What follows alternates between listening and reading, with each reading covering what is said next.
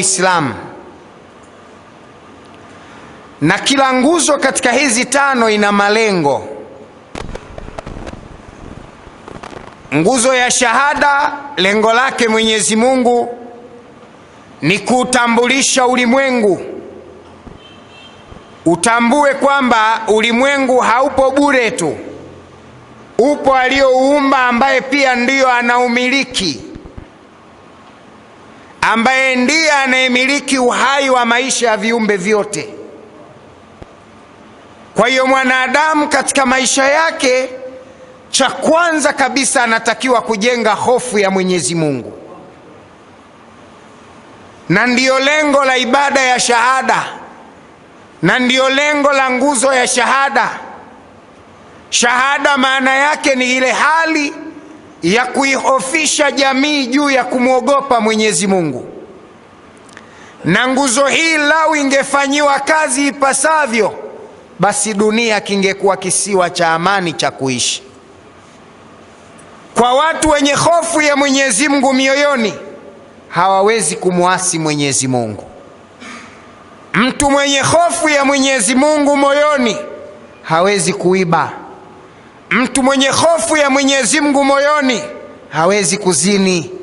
Mtu mwenye hofu ya Mungu moyoni hawezi kusema uongo. Mtu mwenye hofu ya Mwenyezi Mungu moyoni hawezi kudhurumu. Mtu mwenye hofu ya Mwenyezi Mungu moyoni hawezi kufanya maasi ya namna yoyote, kwa sababu kila akikaa atakumbuka ipo siku atakutana naye. Ndiyo kusema lau dunia ingekuwa imejenga hofu ya Mwenyezi Mungu, kusingekuwa na sababu ya kuwa na majeshi ya ulinzi na usalama. Majeshi yangekuwa ya nini? Majeshi yapo kwa sababu watu wanahofia kuvamiwa. Majeshi yapo kwa sababu watu wanahofia kupinduliwa. Lakini kwa sababu watu hawamjui Mungu, ndio maana yote tunakuwa nayo. Hofu ya Mwenyezi Mungu ingekuwa mioyoni, kusingekuwa na sababu ya kuwa na polisi. Polisi yupo kwa sababu kuna watu wanavunja sheria, wamewekwa ili wawakamate wavunja sheria, ili wawapeleke mahakamani, ili mahakama ikiwa hukumu iwapeleke jela. Kwa hiyo makundi yote matatu haya, polisi, mahakama na hata jela, zimewekwa kwa ajili ya waovu.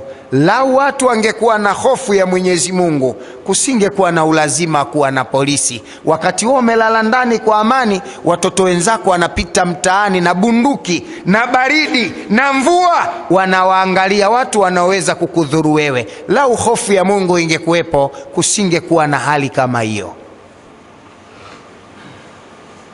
Na iko mifano kwa nchi kadhaa duniani ambayo polisi imebaki kuwa ushahidi tu. Moja katika maeneo hayo ni Madinati Munawwara, mji alozikwa Mtume sallallahu alaihi wasallama. Mimi nimepata fursa kufika katika mji huu wakati wa hija. Duniani kama kuna mji una amani zaidi, basi Madina ina amani zaidi kwa sababu ya maisha ya Kiislamu. Hofu za Mwenyezi Mungu zimetawala kwenye mioyo ya watu. Madina imefikia mahali muda wa adhana ukifika, ukiwa unakula chakula, anakuja mhudumu anakupokea sahani, anakwenda kuiweka mahali kwa namba ya meza yako, utakula baada ya swala. Ikiadhiniwa, kila kitu kinasimama, vitu vyote vinasimama, watu wote wanatakiwa kuelekea kumwabudu Mwenyezi Mungu. Kubwa zaidi, hata maduka ya dhahabu, fedha na maduka mengine ya vitu vya thamani, hakuna mtu anayefunga duka wakati anakwenda msikitini. Watu hawafungi maduka wakati wanakwenda msikitini. Maduka yanawacha wazi, dhahabu zimekaa, hakuna anayeiba. Kwa nini? Kwa sababu doria imeshatawala kwenye mioyo ya wanadamu. Kwa hiyo lengo la shahada ni kuweka hofu ya Mwenyezi Mungu katika nafsi za wanadamu. Ama Mwenyezi Mungu Subhanahu wa Ta'ala ameiweka nguzo ya pili kuwa ni swala, na akaitengenezea utaratibu tukutane misikitini mara 5 kwa siku, na tukutane mara 1 kwa wiki kwa jamaa, kwa pamoja katika nyumba zake. Lengo la Mwenyezi Mungu kuleta swala na kuilazimisha swala kwa kauli ya Mtume, tuswali pamoja kama hivi tulivyosali magharib. Lengo la Mwenyezi Mungu ni kuleta kitu kimoja kinaitwa umoja, the unity, umoja. Lengo la swala katika Uislamu ni kuhimiza umoja, kwa sababu mkikutana misikitini mara 5 kwa siku na mkawa mna hofu ya Mwenyezi Mungu, basi hakuna atakayeishi maisha ya dhiki, kwa sababu hapa msikitini ndio patatujulisha nani uchumi wake mdogo na anahitaji msaada. Nimesikia baada ya swala ya Ijumaa hapa, kabla ya swala na baada ya swala ya Ijumaa, matangazo yanatoka, watu wasio na uwezo waende ofisini wakajiandikishe, nani anahitaji msaada mwezi wa Ramadhani huu, asaidiwe chakula, asaidiwe iftari na kadhalika na kadhalika. Lakini hili limekuja kwa sababu hakuna ushirikiano, hakuna umoja, the unit, umoja haupo. Lau ingekuwa Waislamu kukutana kwetu msikitini kunafata manufaa ya Kiislamu, ndani ya msikiti humo tungemjua nani anahitaji zaka, nani anahitaji swadaka, nani anahitaji iftari, nani anahitaji nguo, nani anahitaji chakula, tungemjua humo msikitini. Tusingekuwa na sababu ya kuorodhesha kwenye vyombo vya ofisi. Kwa nini? Kwa sababu kila Muislamu tungekutana naye msikitini.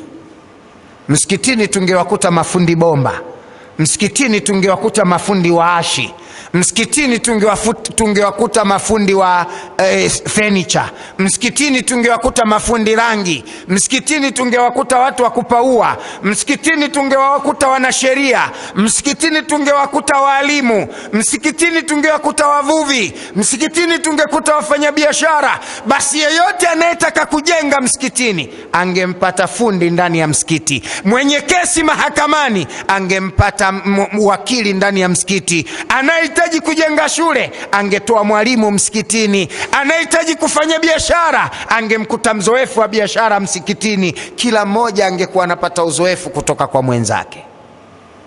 Lakini imekuwa kinyume. Uislamu umetutaka tuwe kitu kimoja, the unity, lakini tumeshindwa kuitumia hiyo nafasi. Kwa hiyo swala lengo lake ni kutukutanisha pamoja.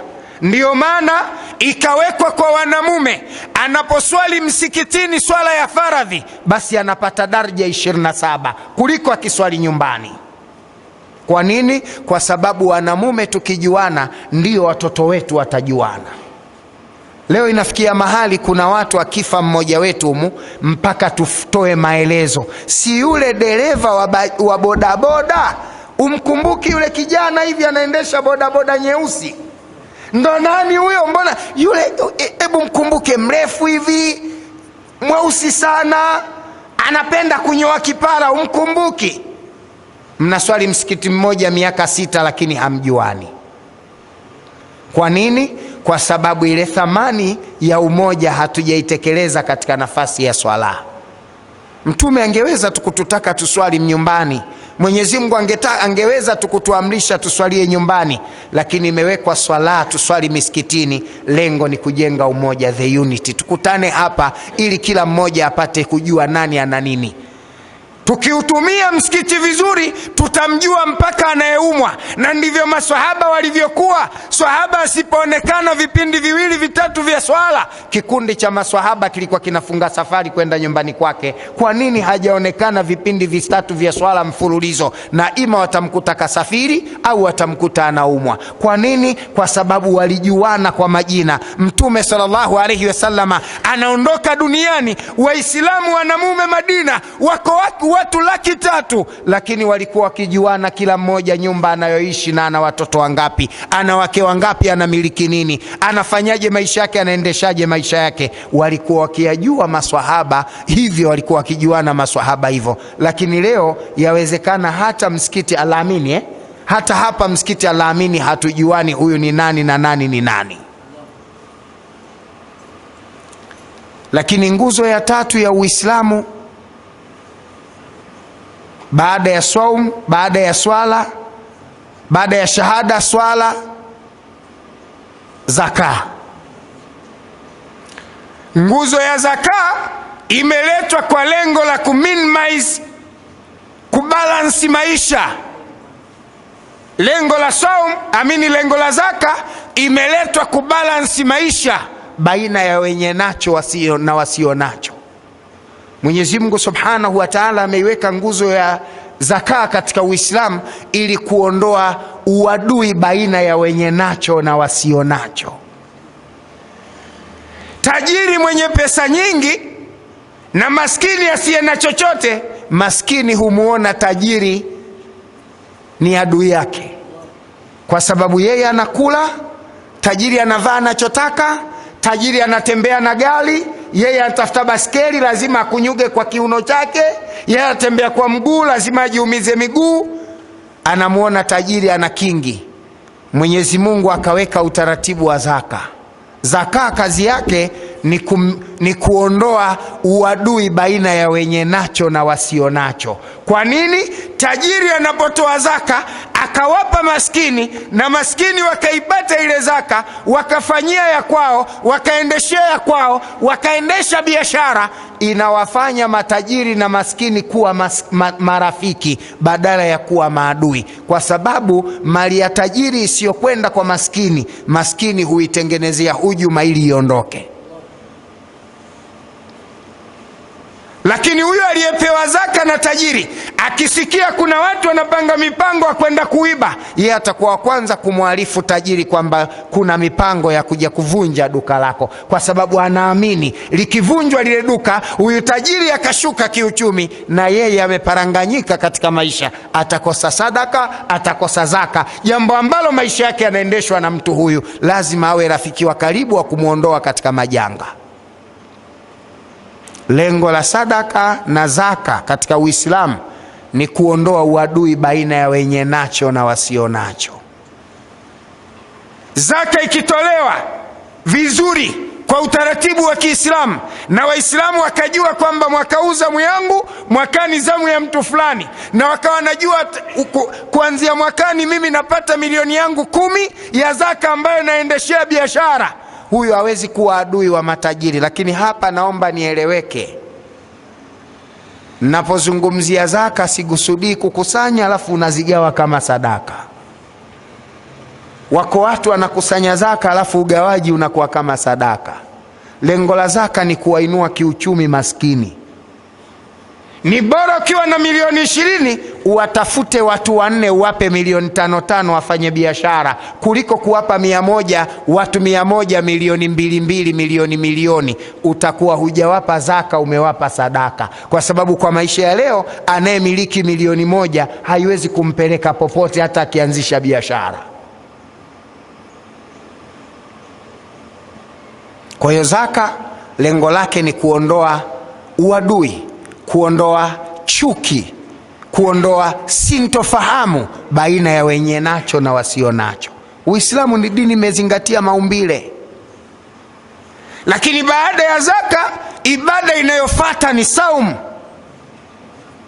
ambayo hii Mwenyezi Mungu ameileta kama tiba, lakini pia ameileta kama darsa ili jamii wapate kunufaika katika ibada hii. Na ibada hii ina faida kubwa mbili, physical and spiritual. Ina faida za kimwili na ina faida za kiroho. Ibada zote katika Uislamu zina faida mbili kwa wakati mmoja, physical and spiritual. Lakini kwa sababu maudhui ni mwezi wa Ramadhani, namna tutakavyopokea, naomba tusimame hapa ili tuweze kuona faida ya saumu kisayansi, nini tunafaidika nazo. Na saumu haina faida kwa maana ya saumu tu, hata viambata vinavyotumika katika saumu vina faida sana. Mtume sallallahu alaihi wasallama amefundisha saumu muda wa kufunga, amefundisha saumu muda wa kufungua, amefundisha saumu nini cha kufungulia, amefundisha saumu nini chakula kabla ya kufunga. Uislamu umefundisha.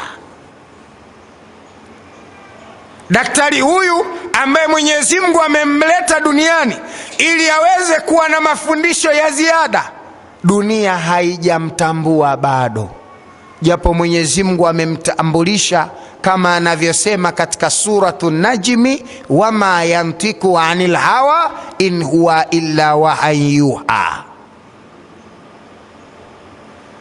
Mwenyezi Mungu anatueleza Muhammadi ni nani.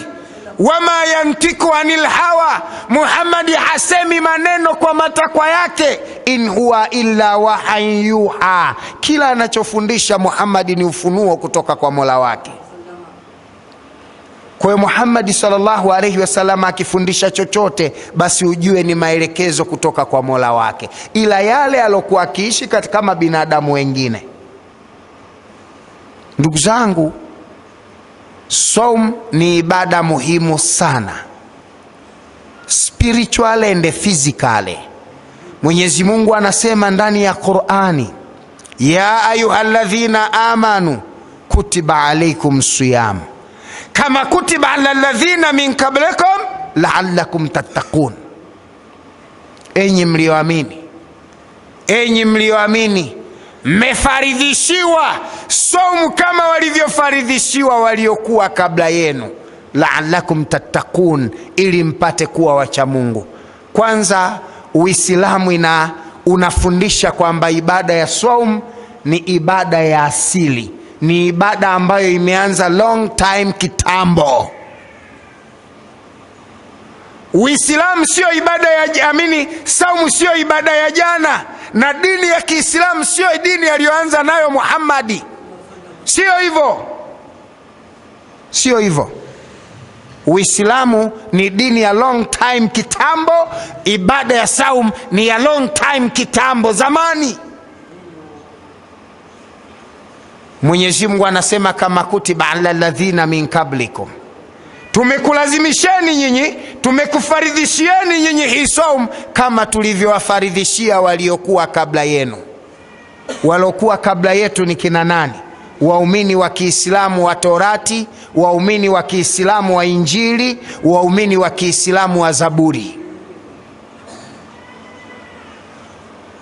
Waumini wa Kiislamu wa vitabu hivi vitatu nao walikuwa wakiufuata Uislamu, na ibada zote tunazofanya leo mitume na manabii waliyafanya, sio ibada ya jana ya juzi. Ukisoma katika Torati Yeremia 36:9, Nabii Allah Yeremia na watu wake walifunga saumu katika mwezi wa 9, mwezi wa kenda. Mwezi wa kenda ni mwezi wa 9, kenda ni 9. Mwezi wa 9 iliamrishwa mbiu ya kufunga kwa watu wote. Ukisoma katika kitabu cha Biblia, kitabu cha Yeremia sura ya 36 mstari wa 9, mwezi wa 9 Mayahudi waliamrishwa kufunga. Na katika Uislamu mwezi wa 9 ndio mwezi wa Ramadhani, kwa sababu mwezi wa kwanza ni Muharram, mfungo 4, mwezi wa pili mfungo 5, mwezi wa 3 mfungo 6, mwezi wa 4 mfungo 7, mwezi wa 5 mfungo 8, mwezi wa 6 mfungo 9, mwezi wa 10, hivyo unakwenda. Ukifika mfungo Ramadhani itakuwa ni mwezi wa ngapi? Wa 9 katika kalenda ya Kiislamu. Kwa swala la Waislamu kufunga mwezi wa 9 au kufunga Ramadhani, tena ilikuwa ni amri tangu zamani, ilikuwa ikipigwa mbiu mwezi ukiandama. Hapa kwanza ndio tunafundishwa kwamba kalenda ya Kiislamu ni ile kalenda inayofuata mwezi muandamo, ambayo inatambulika na Biblia na inatambulika na Qur'ani, inatambulika na Uislamu na inatambulika na vitabu vya kale. Allah subhanahu wa ta'ala anasema ndani ya Qur'ani, inna indata shuhuri inda Allah 12 shahran fi kitabillah yawma khalaqa samawati wal arda minha arba'atun hurumun. Hakika idadi ya hesabu ya miezi mbele ya Mwenyezi Mungu iko 10 na ngapi? 12. Hii ni miezi miandamo, sio Januari mpaka Desemba. Hii ni miezi miandamo. Minha arba'atun hurumun, katika hiyo kuna miezi 4 mitukufu, na imetajwa hapa mitatu imefuatana, mmoja umekaa peke yake, mwezi wa Rajab. na ndiyo miezi ya Kiislamu katika kalenda. Na kalenda ya mwezi huu inaendeshwa kwa kuzama na kutomoza kwa jua. Kalenda ya miezi hii inabadilika siku yake kwa kuzama. Kwa mfano, hivi sasa tushaingia siku ya Jumamosi, kwa sababu jua likizama siku imebadilika, na hata Biblia inakubali jambo hilo. Ukisoma katika kitabu cha Mwanzo sura ya 1 mstari wa 1 inasema, hapo mwanzo Mungu aliziumba mbingu na nchi, nayo nchi ilikuwa ukiwa tena utupu. Mungu akasema iwe nuru. Mungu akaiona ya kuwa nuru ni njema, akaitenga nuru na giza. Roho ya Mungu ikatulia juu ya vilindi vya maji. Ikawa jioni, ikawa asubuhi, siku ya kwanza. Maana yake nini? Siku ilianza jioni, ikawa jioni, ikawa asubuhi, siku ya kwanza. Siku inaanza jioni. Biblia inakubali hilo, Qur'ani inakubali hilo. Ukiukataa Uislamu ni kiburi chako tu, lakini ndio dini ya maumbile katika maandiko. Kwa hiyo ndugu zangu, tunapozungumzia suala la mwezi, tunakusudia mwezi muandamo, na mwezi huu wa 9 katika kalenda ya Kiislamu ambao ndio mwezi wa Ramadhani, ndio mwezi ambao Mwenyezi Mungu anasema inna indata shuhuri indallah Mwenyezi Mungu anasema ya ayyuhalladhina amanu kutiba alaykum siyam, enyi mlioamini mmefaridhishiwa kufunga ibada ya saumu, la'allakum tattaqun, mkifunga saumu vizuri mnatoka mkiwa wacha Mungu. Maana yake wapo wanaofunga vibaya pia hawawi wacha Mungu baada ya Ramadhani. Kwa lugha nyingine, Ramadhani na saumu ni darsa la uchamungu ambalo mwanadamu anafundishwa kama unavyokuwa shuleni. Unapokwenda shule kupewa elimu kwa miaka 7, ukamaliza la 7 ukapewa elimu kwa miaka 4, ukamaliza O-level ukapewa tena miaka 2, ukamaliza A-level ukapewa tena miaka 4 au 5, ukafanya degree. Darasa hii inakwenda kukufundisha namna ya kuyaendea maisha. Ukisoma uchumi, baada ya darasa hii unatakiwa ukautumie uchumi kuendesha nini? Maisha. Ukisomea udaktari, baada ya shule hii unatakiwa ukasomeni ukafanye kazi kwa kutumia nini? Udaktari wako. Yani ukaendeshe maisha kupitia nini? Udaktari wako. Ukiwa umesomea biashara, unatakiwa ukaendeshe maisha yako kutumia elimu ya nini? Ya biashara. Mungu anasema la'allakum tattaqun, tumekuamrisheni saumu kama tulivyoamrisha waliokuwa kabla yenu, la'allakum tattaqun, ili mpate kuwa wacha Mungu. Yani mmepewa darasa la kwenda kuendeshea maisha. Maana yake Ramadhani ya kila mwaka lengo lake ni kumfundisha mwanadamu miezi 11 ataishije kicha Mungu. Matokeo ya Ramadhani yanapatikana baada ya Ramadhani. Ukitaka kujua nani kaifaulu Ramadhani, ataishije baada ya Ramadhani, maana yake anayefunga siku 30 hanywi pombe, anayefunga siku 30 havuti bangi, anayefunga siku 30 hazini alichokatazwa na anafanya alichoamrishwa. Maana yake matokeo ya ibada hii na ufaulu wa ibada hii tunaupata baada ya mfungo mosi. Kabla hajaingia Ramadhani mwingine, Mungu anataka kukuona kile ulichokisoma Ramadhani umekielewa.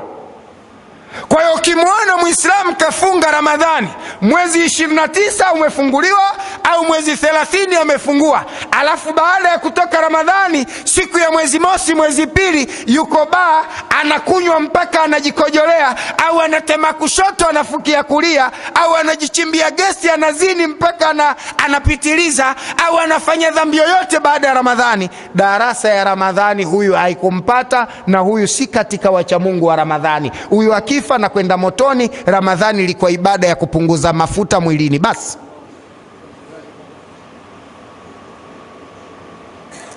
Ya ayyuhalladhina amanu, enyi mlioamini nyie, kutiba alaikum siyam, tumekulazimisheni kufunga hii saumu, sio hiari yenu.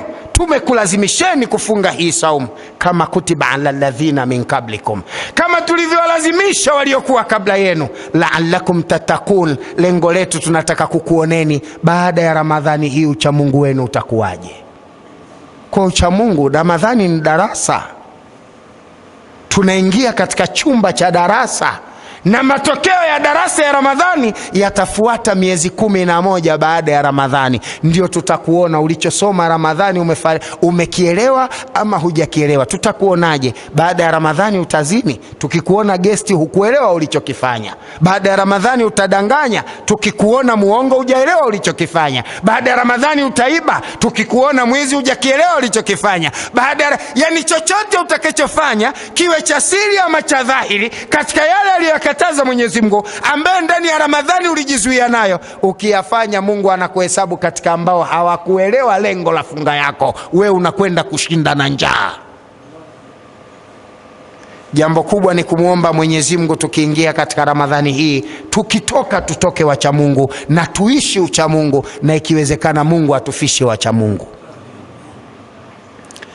Watu wengi wameingia misikitini wiki 2 hizi wanaipokea Ramadhani, lakini lengo la Mungu kukuwekea Ramadhani ni kukutia darasani. Kama unavyofanya digirii ya kukuendeshea maisha, basi ibada ya funga lengo lake ni kukuendeshea maisha baada ya Ramadhani. Na tutaiona thamani yako ya uchamungu katika Ramadhani baada ya Ramadhani, kama tunavyoiona thamani yako ya uchamungu ya kumudu msikitini baada ya kutoka msikitini. Ndani ya Ramadhani watu wote wacha Mungu. Ndani ya Ramadhani watu wote nani? Wacha Mungu. Ndani ya Ramadhani kila mtu na tasbihi ndefu kaa nyololo za pikipiki. Ndani ya Ramadhani watu hawataki michezo kwenye zumna, watu watembei kwenye bao. Unamkuta mtu kafunga Ramadhani yuko msikitini kalala, utafikiri mcha Mungu sana. Ukitaka kujua alichokielewa baada ya ndani ya Ramadhani, mtazame baada ya Ramadhani. Yule tulokuwa tunamkuta saa 5 mchana yuko msikitini anasoma na kuvuta tasbihi, anafanya nyiradi na kuleta adhikari, anachukua msaafu anasoma, Ramadhani kisha tu yeye ndo wa kwanza kukaa kwenye vijiwe vya matusi. Huyu hakuielewa Ramadhani. Huyu darasa ya Ramadhani haikumfikia. Huyu alikwenda kushinda njaa pamoja na Waislamu. Huyu kashinda njaa pamoja na wanani? Na Waislamu. Na wako wengi mtakuwa hivyo baada ya Ramadhani. Kama sio nyie mnainitazama hapa, basi watakaosikiliza maudhui hii kupitia mitandao. Kwa hiyo unachoarifiwa, unaingia kwenye Ramadhani, malengo ya kuingia kwenye Ramadhani ya kutosheleze kuishi vizuri baada ya Ramadhani. Kama ilikuwa Ramadhani unaweza kuzuia cha halali mchana usikile kwa sababu ya hofu ya Mungu, itumie fursa hiyo hiyo baada ya Ramadhani, cha haramu usikifanye kwa hofu ya Mwenyezi Mungu. Kama uliweza kuzuia moyo wako cha haramu kukitumia mwezi wa Ramadhani mchana, basi tumia fursa hiyo hiyo kuzuia cha haramu baada ya Ramadhani kwako kiwe akitumiki. Na Mungu anataka kujua namna gani umeelewa darasa ya Ramadhani. Kama umeweza kuvumilia vya halali mchana wa Ramadhani, unashindwaje kujizuia vya haramu katika miezi iliyo ya kawaida? Tutakugundua uchamungu wako kwa kuitazama Ramadhani katika mazingira hayo, na Mwenyezi Mungu atakuandika katika wachamungu wa Ramadhani katika mazingira hayo.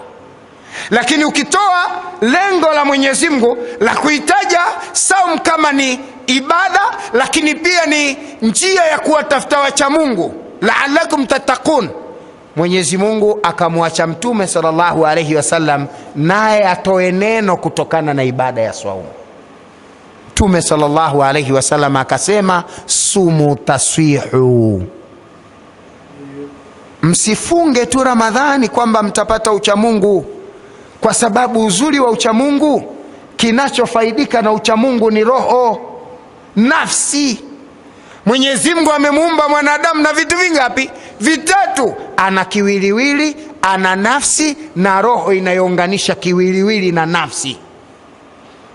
Roho kazi yake ndiyo engine ya kufanya coordination baina ya nafsi na body ili vishirikiane kufanya kazi, kama unavyoona Mungu alivyofunga engine na gearbox. Gearbox kazi yake kucontrol engine na body viende sawa. Ukitaka body iendeshe spidi 150 kwa saa, gearbox ndio itasema nitupie namba 5, kanyaga mpaka mwisho, nitakwenda 150. Roho ndiyo kazi yake hiyo, kumwambia nafsi bodi utumikiaje nafsi. Nafsi inatamani mengi, lakini hayatekelezeki mpaka bodi ishirikishwe. Nafsi inatamani mabaya na mazuri, lakini nafsi hayaendelei, hayaelekei hayo kuyafanya mpaka kwanza roho imwambie, imuunganishe nafsi na bodi, bodi itumikie matakwa ya nafsi. Ndio maana nafsi ikitaka kuzini, bodi ndo itasema, mdomo ndo utatamka. Utamsifia mwanamke na sifa sokuwa nazo, ameumbwa kaa kabati, miguu kaa njiti za genge, lakini kwa maneno yako utamtia maneno mpaka jione duniani hakuna mwanamke mzuri kama yeye. Kumbe nafsi ina jambo inataka, mdomo unateleza kwenda kutengeneza matakwa ya nafsi. Sabodi haiwezi kutekeleza chochote ila kwa amri ya nafsi, na nafsi haiwezi kuyaendea chochote ila kwa nguvu ya bodi. Lakini kiunganishi wa nafsi na bodi ni roho. Siku Mungu akikata tu hii, ndio siku hiyo hiyo mwili unakaa kivyake na nafsi inakaa kivyake. Ndugu zangu katika imani, Mwenyezi Mungu Subhanahu wa Ta'ala anataka nafsi iishi maisha yanayotakwa na yeye Mwenyezi Mungu. Na nafsi siku zote, inna nafsa la amalati bisui, nafsi mara nyingi kazi yake ni kuamrisha watu katika mambo mabaya mabaya. Kwa hiyo wewe Muislamu, unachotakiwa kufanya ni kuichunga nafsi yako juu ya yale unayoyaendea. Nafsi isikuburuze, nafsi isikusukume. Kuna mahala useme na nafsi yako. Sasa kutokana na sababu hii, Mtume sallallahu alaihi wasallam akasema, sumu taswihu, fungeni pia mtapata afya. Nafsi itafaidika na uchamungu, kwa sababu nafsi kijizuia na yale ya Allah subhanahu wa ta'ala aliyoyakataza na ikajibidisha yale aliyoyaamrisha, ikayafanya vile anavyotaka Mola wake, siku ya Kiyama, baada ya nafsi kutengana na nafsi kutengana na bodi, kwa maana ya roho kuchomolewa, nafsi ikatengana na bodi. Nafsi inapokwenda kwenye kabri, katika barzakhi, inaingia katika maisha ya viwanja. Katika viwanja vya wapi? Vya peponi. Sasa kwa sababu bodi ndiyo iliyotumika kazi ya kufanya yale aliyoyafanya, bodi nayo inapewa benefit. Benefit ya bodi katika maisha ni nini? Sumu taswihu. Kwenye saum, ikifunga bodi inapata benefit ya afya. Kwa hiyo moja benefit za bodi katika saum ni afya.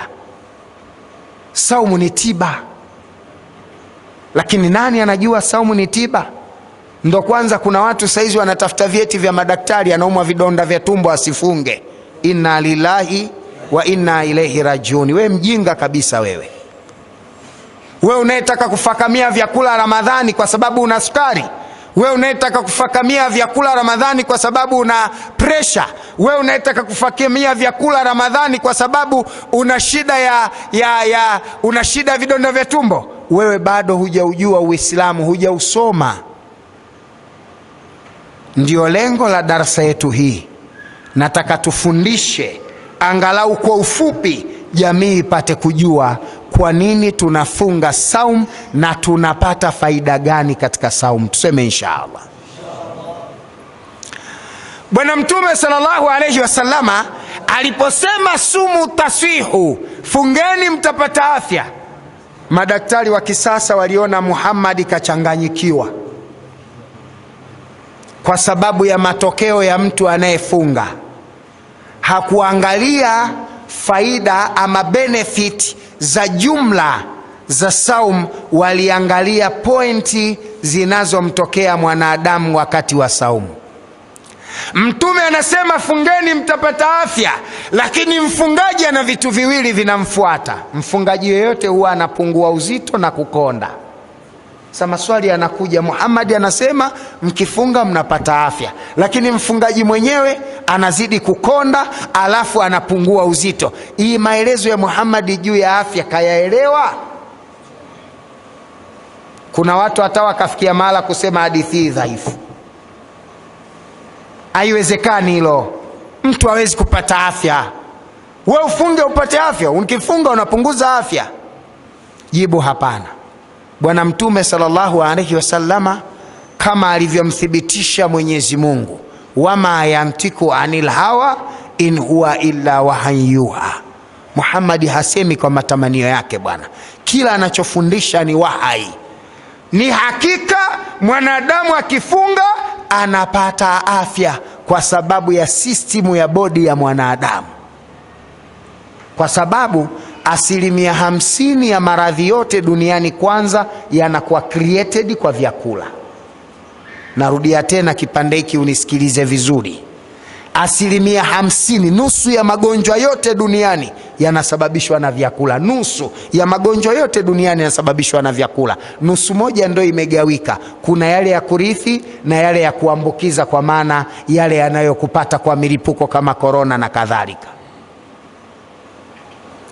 Lakini nusu ya magonjwa duniani sababu yake ni vyakula na vinywaji tunavyokunywa. Na nikisema vinywaji na vizungumzia in general, vile vyenye rutuba na vile visivyo na rutuba kama vilevi, kwa sababu vyote vinywaji na binadamu wanakunywa bila kujali Uislamu umeruhusu au umekataza. Kwa hiyo unywaji wa pombe, unywaji wa juisi, unywaji wa maji, ulaji wa vyakula na chochote unachokijua wewe unakitia mwilini mwako kwa njia ya mdomo, basi kitu hicho ni sehemu ya madhara katika mwili wako, na ndio kinaathiri nusu ya mwili wako katika afya, ndio kinaathiri.